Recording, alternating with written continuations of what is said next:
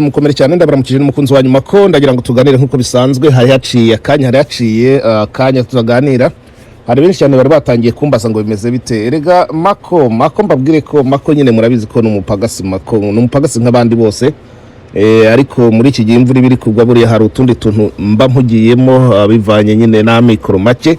Ariko ndahari ntimugire ikibazo, ndahari abari hakurya muri Afrika baramukije, abari aho ngaho mu Rwanda, abari aho ngaho mu Burundi, abari muri Tanzania, abari muri Congo ndabaramukije, abari Bugande, muri Kenya, reka no muri ibyo bihugu bya SADC byose ndabaramukije. Ntarobanuye mwumve ko ndahari cyane rero abo ngaho aho hakurya aho akavura katangiye kugwa. Abarimyi rero ni muteragire n'ingoga, abandi imbuto nyine utarayibona biragucitse. Ariko kandi n'abari ku bindi bikorwa namwe mwese mwumve ko ubuzima nyine ko bumeze, nubwo ababicanyi batatworoheye nta kundi tugomba kurwana mu bice byose. Abari muri Amerika rero ndabaramukije benshi cyane, abari hano muri Texas, imijyi yose itandukanye, reka abari muri Missouri mumaze iminsi muhamagara Missouri aho ngaho ndavuga Missouri Kansas na Missouri nyine, reka St. George's ndabaramukije mwese. Reka mbaramutse mwebwe mwese rero muri aho mwibereye, munkurikirana ariko kandi mutankurikirana kugira ngo muze kunyagiriza ibyaha cyangwa se ngo mpigane namwe, mwebwe munkurikirana kugira ngo urugamba rurangire. Ndabaramukije rero nimukomere cyane mwese aho muherereye. Rero n'umukunzi wa nyuma ko reka ngire ngo tuganire kuri aya magambo, ariko nshimire intware, nshimire wowe uri mu Rwanda uvuga ati aho wavugiye nkajya numva uri kwitera urwenya umusanzu nguyu. Ndabashimiye mwebwe mwese, mwebwe muri kubwira umubitsi ati reka rwose nanjye dore ngiki gikoroto cyanjye sinsigare mu bandi. Ndabashimire. Ikindi kiraziririzwa umuntu wese azahiriza amako umusanzu ashobora kuzabihanirwa mu myaka iri imbere. Nta musanzu w'abandi nshaka, uwo musanzu ufite benewe. Reka ndamutse umuntu uri mu Birigi wambwiye ati makoti no kuri jewe nahisemo kugukurikira ibyo uvuga, naje gusanga ari ukureti babakobwa bacu babampaye twavuganye nishimye. Okay, sinkuvuze nzakuvumba cyangwa nzakuvumbure. Komera cyane. Nuko rero wumve ko ubwo n'ubutwari kandi ndagushimira. Namwe mwese mwumva mushobora gufasha abo bakobwa rwose mujye mubafasha, ni byiza cyane. Ubwo umbwira ariyumva n'abakobwa bariyumva, ndahamya neza ko atari bihuha, nawe nubigerageze. Babandi babwira ngo Fereni ngo nicyuka, ngo Fereni gerageza umunsi umwe nzaguza n'abantu amarira azakwica. Ariko sinshaka kurira, ahubwo dushaka ko tuzishima. Sawa rero ubwo naduze ku ijambo. Imbere yanyu murahabona ifoto y'abantu, hariho cya Gifobagane, Kabarebe, hariho Bizimana, hariho nande wundi nawe na wa mugore uvuga ko ngo imyaka 400 turimbwa. Ariko hari abandi bantu batatu no bagiye ku ruhande rwa opposition. Ni nabyo shaka ko tuganira uyu munsi. Muraza kubona umugabo bita Rutayomba Theogene, muraza kubonaho umugabo bita umudamu bita harya nishima Diane Rwigara, muraza kubonaho n'undi muntu bita Mukankusi Charlotte. Aba bantu rero uko ari batatu abanga mvuga ko bagiye mu mpinduramatwara, niba ndibuza kwibandaho kuko hari impamvu imyumvire yabo n'ubundi nubwo bari muri opposition nabo n'ubundi batekereza nka Kabarebe kubijyanye n'imifatirwe y'umuhutu, kubijyanye n'uko umuhutu agaragara imbere yabo, kubijyanye n'uko ubo bashobora kuba ari abantu bari hejuru. Ibi rero babigaragaje mu mvugo yabo, nubwo bari mu mpinduramatwara, byerekana ko ni umugambi wacuzwe, ni ibintu byatekerejweho, ni ibintu bose basangiye, ni ibintu muri kamere yabo cyangwa mu byo batojwe n'ibyo bigishijwe. Hari aho bahawe, hari icyo beretswe, aho umuhutu agomba kwicara, ko atagomba kwicara mu bandi bantu, ko atagomba kwicara ku rwego rumwe n'abandi bantu. Aha rero akaba ariho bagitsindiwe. Ntabwo ndibuze gutinda cyane, mbagira ngo mbabwire impamvu jewe nababwiye nti aho bigeze ni muvuguti wanyu, natwe tuvuguti wacu. Mu by'ukuri tuzahurira imbere niba ari ukuri. Ko igihe abantu mba numva bashaka gutoratoza utugamba bakizanisha utundi tuntu, ariko bakirengagiza iba byarabaye. Ntabwo ndibuze kugira ibiganiro birebire nare babwiye, umwanya ni ntawo. Umugabo bita Rutayomba Theogene, uyu Major Rutayomba Theogene, icyambere mwibuke neza ko uyu mugabo yagiye kuri Raditahuka aravuga ati mu kiganiro bari mwe murakizi, usibye ko yahise agitsindwa nyine. Ati abahutu 80% bose barishe.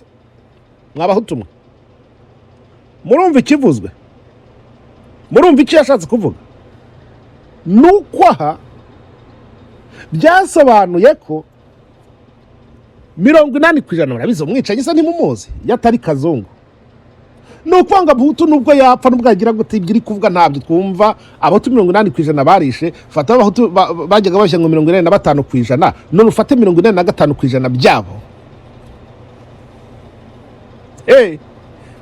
Bose yabaciriyeho iteka.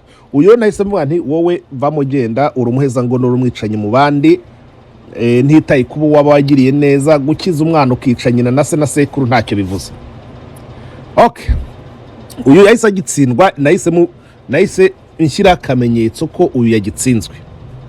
Nuko umwari Diane Shima wa Rwigara rero ise amaze gupfa, mu gahinda n'ibikomere bagize n'akababaro, ntabwo ndibuze kubyinjiramo kuko nge ntabwo nshaka gucunaguza no gukubita abafite intuze. Nawe intimba nawe yaseruye amagambo y'amabanga byerekana ibyo batozwaga n'ibyo bigishwaga, uko umuhutu imbere yabo atari ikiremwa muntu, uko amatwara ya FPR rwari urwango.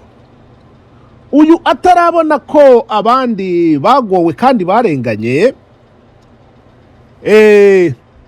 twirirwaga dutukana ku mbuga nkoranyambaga, ahubwo nuko atatwibukije amazina yakoreshaga.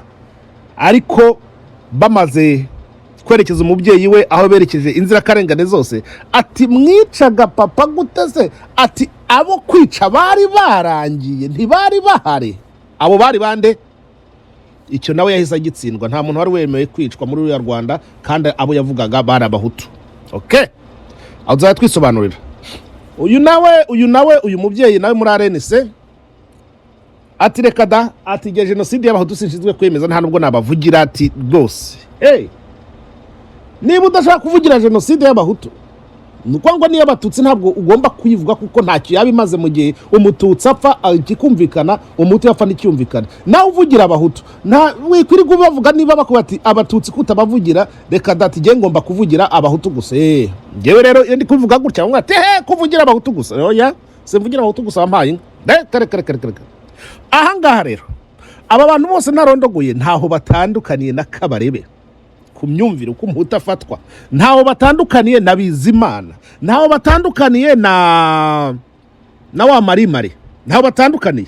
Iki mucyumve neza ko abantu niko babyumvaga, niko babifataga, niko babyemeraga, kugira ngo umuhutu agume acinyizwe, umuhutu afatwe uko. Urumva ibi bintu rero genda nabwiye ngo ibintu igihe cyabo cyararangiye, usibye ko mwebwe mwakumenyereye ko nuko bizahora. Ntabwo ariko bizahora. Ibi igihe cyabyo byararangiye, murakomeza kubyihambira, ariko mwumve ko ibi ngibi mambo kwisha enzi za zamane, ibyo ngibyo ntabwo bizagaruka. Ibyo ngibyo ni mitindo ya wakati uliopita. Ibyo ngibyo ntabwo dushobora. None se mbere se umuntu yaravugaga byura no kuganira gusa, waganira mugenzi wawe ati nyabura ntuzabivuge kuri abanyabwoba, ariko ubura ntabwo bigishobotse. Ndumva rero nta yindi ntwaro mufite, intwaro yo guhungeta, kubeshya, kwica, gusahura. Ibyo ngibyo byararangiye. Hasigaye nuko tugomba kwihagararaho, tugahagarara gitwari, ubundi rukesurana, kuko ntabwo twakomeza kurebera umwicanyi umubi ariwe ayogoje isi. Ndumva rero nkuko nabibabwiye, aha ngaha ndagira ngo mbahereze umucyo, mbabwire ngo mwebwe mwabahutu mwe, mwebwe mwabatutsi mwe muciye bugufi nka taro ya kamambiri, muhaguruke. Abantu baratugambaniye, baratuguze, bashatse kudukoresha ibyo bashatse, natwe tuguma muri Yesu azaza. Aka gatsiko kabirasi nabibone n'indatwa tugomba kugarwanya impande zari zose. Ndumva nagiye kure.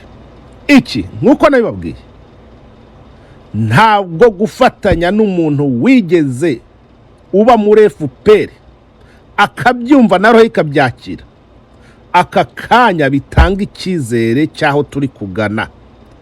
Cyakora bahindutse, nibakora kwabo, abandi nabo dukora ukwacu, niba ari ukuri koko umushinga ni abenegihugu bazawushima, si twebwe. Murakoze no mugira amahoro, Imana mukunzi wanyu Mako, tuzongera bayi mu yandi makuru ari imbere.